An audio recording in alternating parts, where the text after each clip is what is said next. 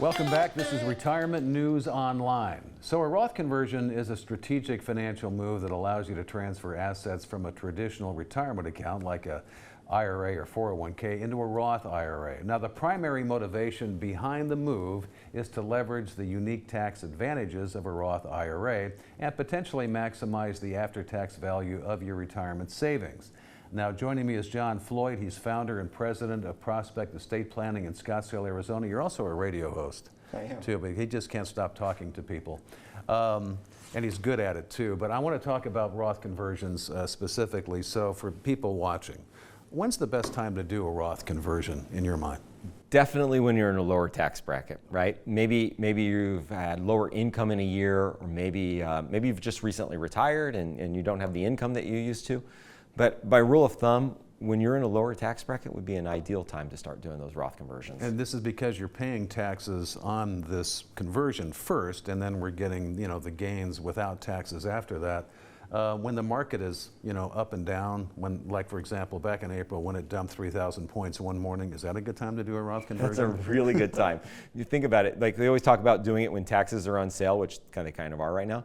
But think about if your accounts, your investments have dropped 3,000 points, your account's kind of on sale, your investments are kind of on sale. Great time to do Roth conversions for sure. Is there ever like a really bad time to do a Roth conversion? Obviously it's when, I suppose, taxes are high. Yeah, when taxes are high, that would be an awful time when you're pushing those upper limits of the tax brackets. Probably not a great time.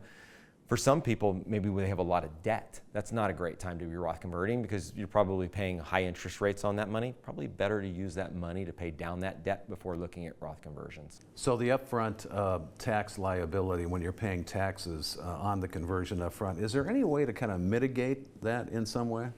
Yeah, there is. There's actually strategies, Scott, right now where you can use the balance sheet of an A-rated company.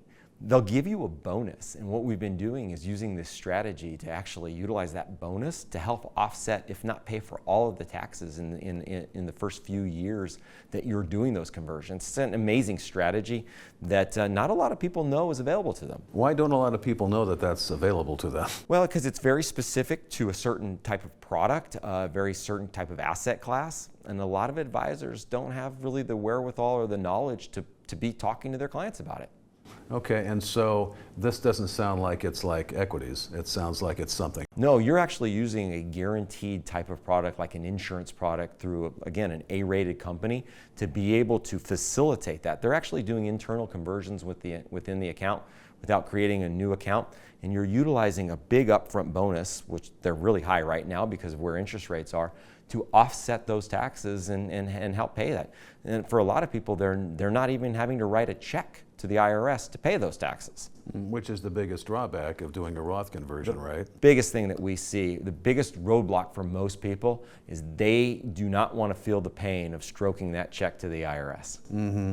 And then doing a Roth conversion before you're taking income, for example, on an account probably makes the most sense if we have some time to build a little bit without having to pay taxes on it and let that thing grow tax-free. Absolutely. Kind of the ideal time would be, you're over 59 and a half, you're not taking RMDs yet, you've got a period of time to let that account mature, to marinate and to grow, and then at that point, especially if you've been able to convert it at that point, you can now take that income tax-free. So you're a wealth planner, you're an insurance person, you're a retirement consultant. I mean, you accumulate and then you help distribute. How does somebody know if they have the right advisor? Because I'm sure there's a lot of people who are going to watch this and go to their broker and go, hey, I want to do this thing, and they're just going to look at them with a blank stare. How do they know? You'll know if you've got the right advisor if you feel like they're not selling you something, right? They're actually sharing the plan with you. They're actually creating a plan for you. The right advisor, they're going to put education first. And they're going to educate you. They're going to bring you up to speed on what it is that you need to know.